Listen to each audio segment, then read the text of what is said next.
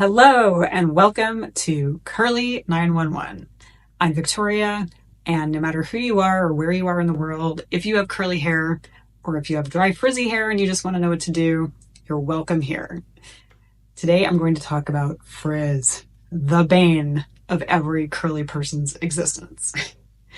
I've discovered the 3 things that help me deal with it and one secret that I've never heard anybody talk about, so I will talk about that at the end. What is this frizz? What is it really? So the hair is made up of lots of different layers, but we're going to talk about 2 of those layers right now. The outer layer and the inner layer. The outer layer is made up of a bunch of overlapping scales, and when these scales get ruffled or dry or whatever, they pop up, and that allows moisture to seep into the inner layer. And when that happens, the inner layer puffs up, and that is frizz. So it is in our best interest to keep the outer layer and those scales moisturized and flat as possible. So the first way that I've found to deal with frizz is to really read the ingredients that I'm putting onto my hair, because not everything is moisturizing. I have found that anything with alcohol dries my hair out, and anything with fatty alcohols also dries my hair out. The beauty industry likes to say that there are good alcohols and bad alcohols, and the good alcohols are the fatty alcohols, but that really has not been my experience. And maybe they don't bother other people, but they definitely bother my hair.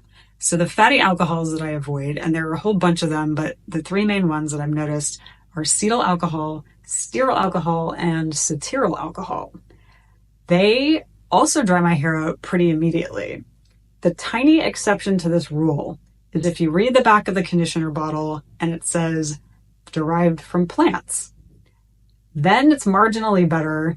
I've spent the last 2 years using 2 different conditioners that say derived from plants, but they dry my hair out eventually anyway. So I've redone my whole philosophy about this, and I avoid them altogether, which is very hard because almost everything out there has these fatty alcohols in them. These fatty alcohols are not moisturizers, they are smoothers. But sometimes what happens, at least with me, is that they smooth out the hair so that it looks better, but then they also coat the hair, which doesn't allow the good ingredients to get in, and therefore my hair dries out. Everybody I've told about this has switched and their hair got instantly better. And the same with me. When I discovered this, I switched from all those products and my hair got instantly better. And for this reason, I started Curly 911 because I want all curly haired people to have access to good conditioner with no alcohols at all. So I am working on a formula. If you are a chemist or in the beauty industry at all and you want to talk, please leave me a message in the comments. The second thing I've found that helps to combat frizz, I actually haven't been able to achieve very often, and that is don't touch your hair. I touch my hair all day long, and sure enough, I get home and it's like, so what happens is we ruffle up those scales that we talked about earlier, and the oils from our hands and the moistures from our hands gets into the hair, and the hair swells like magic. And also we disturb the curl pattern, and as you know, dry curly hair doesn't really go back to where it was, no matter how much you fiddle with it. So don't touch your hair. Don't be like me. And the third suggestion I have actually sounds kind of obvious, but it took me a long time to figure this out. So maybe it will help somebody. And that is find your own routine.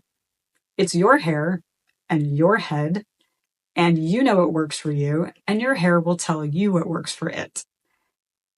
We have lots of information floating all around us. Take a little bit from here, try it. Take a little bit from there, try that. If they work, great. If they don't, it's okay. For years, for example, people always told me I had to style my hair using gel, and then my hair had to be dripping wet when I put the gel in. And it really never worked. My hair never looked better. It did look frizzy. And when I stopped, my hair did look better and was less frizzy.